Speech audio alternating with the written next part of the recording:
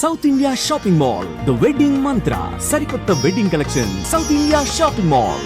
Welcome to Suman TV. నేను మానస. Covid cases విస్తారంగా పెరిగిపోతున్నాయి. ముఖ్యంగా తెలుగు రాష్ట్రాల్లో కూడా గత వారం రోజులుగా కేసులు పెరిగిపోతున్నాయి. చిన్న పిల్లలకి అలాగే డాక్టర్స్కి కూడా, కుక్కట్పల్లిలోని ఒక డాక్టర్కి కూడా ఈ కోవిడ్ సోకినటువంటి పరిస్థితి మనం చూస్తున్నాం. మరి ఈ నేపథ్యంలో ఇప్పుడు కొత్త వేరియంట్ JN1 ఎటువంటి ఎఫెక్ట్ ఉంటుంది, అంత భయంకరంగా ఉంటుందా, ఎలాంటి జాగ్రత్తలు తీసుకోవాలి అనే విషయాలు మనం మాట్లాడదాం. మనతో పాటు ఉన్నారు సీనియర్ జనరల్ ఫిజిషియన్ డాక్టర్ ప్రభు కుమార్ గారు. వారితో మాట్లాడదాం.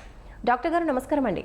నమస్కారం. మీరు ఇమ్యూనిటీ బూస్టింగ్ ఫుడ్ అని కూడా చెప్తూ ఉన్నారు కదా, కానీ కొంతమంది ఎక్కువగా షుగర్ పేషెంట్స్ కొన్ని ఫుడ్స్ తినకూడదు, ఫ్రూట్స్ ఎక్కువ తినకూడదు అని చెప్తుంటారు. కొంచెం చిన్న సమస్య వచ్చినా, చిన్న దెబ్బ తగిలినా కూడా వాళ్ళకి మానడానికి చాలా టైం పడుతుంది. షుగర్ వచ్చిన పేషెంట్స్ మాత్రం చాలా జాగ్రత్తగా ఉండాలంటారు. మరి ఈ కోవిడ్ విషయంలో షుగర్ పేషెంట్ ఎస్పెషల్లీ ఎలాంటి జాగ్రత్తలు తీసుకోవాలి? డయాబెటిక్ పేషెంట్లు వాళ్ళ షుగర్ నియంత్రణలో ఉండేట్టుగా చూసుకోవాలి.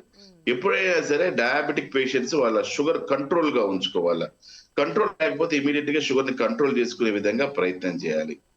ముఖ్యంగా చాలా మందిలో ఏమవుతుందంటే, ఈ వైరల్ ఇన్ఫెక్షన్స్ వచ్చినప్పుడు ఏమవుతుందంటే, ఫీవర్ ఎన్ని, స్ట్రెస్ ఎన్ని ఉండటం వల్ల ఈ షుగర్ లెవెల్స్ స్పైక్ అయ్యేటువంటి అవకాశం ఉంది.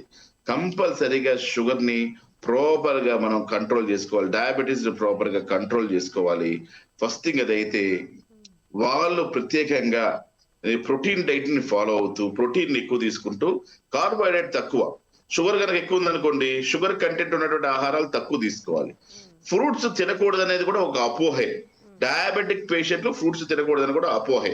ఎందుకంటే ఫ్రూట్స్ లో న్యాచురల్ యాంటీ ఆక్సిడెంట్స్, న్యాచురల్ గా శరీరానికి కావాల్సినటువంటి ముఖ్యమైనటువంటి మినరల్స్ ఇవన్నీ దొరుకుతాయి కాబట్టి ఫ్రూట్స్ కూడా తినొచ్చు. కాకపోతే అతిగా ఉన్నటువంటి, హైగా ఉన్నటువంటి షుగర్ లెవెల్స్ ఉండే ఆహార పదార్థాలు లైక్ అరటి, మామిడి, సపోటా, సీతాఫల్, ఇలాంటి ఆహార పదార్థాలు కంట్రోల్ చేసుకోవాలి.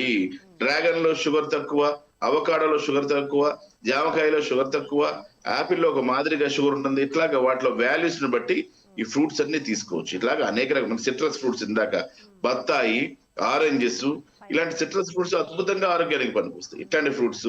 తర్వాత ఇందా చెప్పినట్టుగా ఒమేగా ఫ్యాటీ యాసిడ్స్ ఉన్నటువంటి ఆహార పదార్థాలు, చేపలు, ఒమేగా ఫ్యాటీ యాసిడ్స్ ఎక్కువ, అలాంటి ఆహార పదార్థాలు తీసుకోవాలి. ఇంకా omega fatty acids flax seeds, మనకి అవిసె గింజలు అంటారు, sunflower seeds, water melon seeds, ఇలాగా రకరకాల సీడ్స్, విత్తనాలు.